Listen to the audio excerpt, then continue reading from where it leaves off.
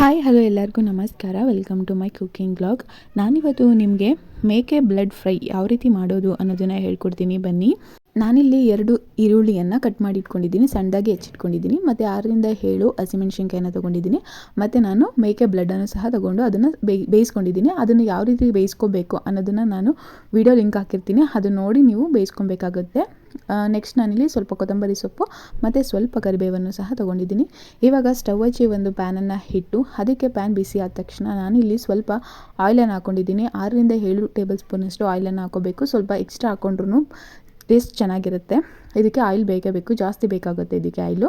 ಇವಾಗ ನಾನು ಆಯಿಲ್ ಬಿಸಿ ಆದ ತಕ್ಷಣ ನಾನಿಲ್ಲಿ ಕಟ್ ಮಾಡಿ ಇಟ್ಕೊಂಡಿರುವಂತಹ ಹಸಿಮೆಣಸಿನ್ಕಾಯಿ ಮತ್ತು ಸ್ವಲ್ಪ ಕರಿಬೇವನ್ನು ಸೇರಿಸ್ಕೊಂಡು ಚೆನ್ನಾಗಿ ಫ್ರೈ ಮಾಡ್ಕೊತಾ ಇದ್ದೀನಿ. ಮೀಡಿಯಮ್ ಫ್ಲೇಮಲ್ಲಿ ಇಟ್ಕೊಂಡು ಫ್ರೈ ಮಾಡ್ಕೊಬೇಕಾಗುತ್ತೆ.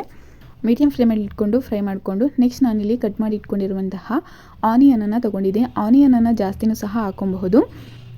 ನಾನಿಲ್ಲಿ ಮೀಡಿಯಮ್ ಸೈಜ್ 2 ಈರುಳ್ಳಿಯನ್ನು ತೊಗೊಂಡಿದ್ದೀನಿ, ನೀವು ಬೇಕಿದ್ದರೆ 3 ಆದ್ರೂ ತೊಗೋಬಹುದು. ಇವಾಗ ಅದನ್ನು ಸಹ ಹಾಕ್ಕೊಂಡು ಚೆನ್ನಾಗಿ ಫ್ರೈ ಮಾಡ್ಕೊತೀನಿ.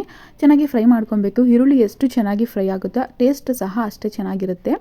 ಈರುಳ್ಳಿ ಚೆನ್ನಾಗಿ ಫ್ರೈ ಆದಮೇಲೆ ನಾನಿಲ್ಲಿ ಬ್ಲಡ್ ಬೇಯಿಸ್ಕೊಳ್ಳೋ ಟೈಮಲ್ಲೇ ನಾವು ಸ್ವಲ್ಪ ರುಚಿಯನ್ನು ಸೇರಿಸ್ಕೊಂಡಿರ್ತೀವಿ, ಉಪ್ಪನ್ನು ಸೇರಿಸ್ಕೊಂಡಿರೋದ್ರಿಂದ ಇವಾಗ ನಮಗೆ ರುಚಿಗೆ ತಕ್ಕಷ್ಟು ಉಪ್ಪನ್ನು ಸೇರಿಸ್ಕೊಬೇಕು, ನೋಡ್ಕೊಂಡು ಹಾಕ್ಕೊಬೇಕು. ನಾನಿಲ್ಲಿ 3/4 ಟೇಬಲ್ ಸ್ಪೂನಷ್ಟು ಉಪ್ಪನ್ನು ಸೇರಿಸ್ಕೊಂಡಿದ್ದೀನಿ, ನೀವು ನೋಡಿಕೊಂಡು ಹಾಕ್ಕೊಳ್ಬೇಕು. ಅದನ್ನು ಹಾಕ್ಕೊಂಡು ಲೈಟಾಗಿ ಫ್ರೈ ಮಾಡಿ, ಯಾಕಂದರೆ ಈರುಳ್ಳಿಗೆಲ್ಲ ಉಪ್ಪು ಹಿಡಿಬಾರ್ದು. ಆ ರೀತಿ ಲೈಟಾಗಿ ಒಂದು 1 ಮಿನಿಟ್ಸ್ ಹಿಂಗೆ ಫ್ರೈ ಮಾಡಿ ನೆಕ್ಸ್ಟು ನಾವು ಬ್ಲಡ್ಡನ್ನು ಸೇರಿಸ್ಕೊಬೇಕಾಗತ್ತೆ.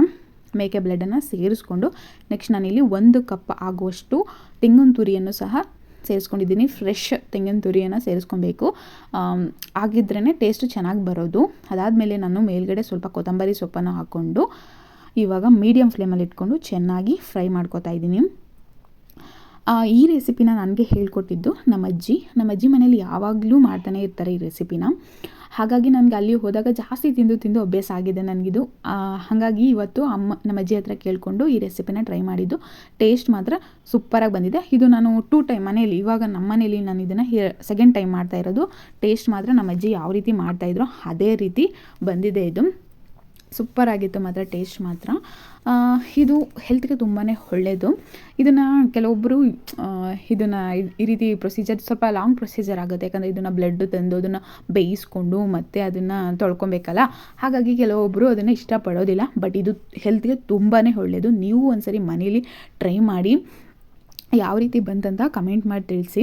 ಇದರಲ್ಲಿ ಐರನ್ ಕಂಟೆಂಟ್ ಜಾಸ್ತಿ ಇದೆ, ಅದರಿಂದ ಇದು ಹೆಲ್ತ್ಗೆ ತುಂಬಾ ಒಳ್ಳೆಯದು. ಡಾಕ್ಟರು ಸಹ ಸಜೆಸ್ಟ್ ಮಾಡ್ತಾರೆ ಗೋಟ್ ಬ್ಲಡ್, ಮೇಕೆ ಬ್ಲಡ್ಡನ್ನು ತಿನ್ನಿ ಅಂತ. ಇವಾಗ ಫ್ರೈ ಆಯಿತು. ಒಂದು 3 to 4 ಮಿನಿಟ್ಸ್ ಚೆನ್ನಾಗಿ ಫ್ರೈ ಆದಮೇಲೆ ಅದಕ್ಕೆ ಒಂದು ಲಿಡ್ಡನ್ನು ಕ್ಲೋಸ್ ಮಾಡಿ 1 ಮಿನಿಟ್ಸ್ ಬಿಟ್ಬಿಡಬೇಕು. ಅದಾದಮೇಲೆ ನೋಡಿ ಟೇಸ್ಟಿ ಆಗಿರುವಂತಹ ಬ್ಲಡ್ ಫ್ರೈ ರೆಡಿ ಆಗುತ್ತೆ ನೋಡಿ. ಇವಾಗ ಅದನ್ನು ಸರ್ವ್ ಸಹ ಮಾಡಿದ್ದೀನಿ. ಇಷ್ಟ ಆದರೆ ಲೈಕ್ ಮಾಡಿ, ಶೇರ್ ಮಾಡಿ. Thank you. How to clean goat blood ಅನ್ನೋದು ಒಂದು ವಿಡಿಯೋನ ನಾನು ಲಿಂಕನ್ನು ಹಾಕಿರ್ತೀನಿ. ಅದನ್ನು ನೋಡಿಕೊಂಡು ನೀವು ಬ್ಲಡ್ಡನ್ನು ಯಾವ ರೀತಿ ಬೇಯಿಸಬೇಕು ಮತ್ತು ಯಾವ ರೀತಿ ಕ್ಲೀನ್ ಮಾಡಬೇಕು ಅನ್ನೋದನ್ನು ನೋಡಿಕೊಂಡು ನೀವು ಟ್ರೈ ಮಾಡಿ. Thank you.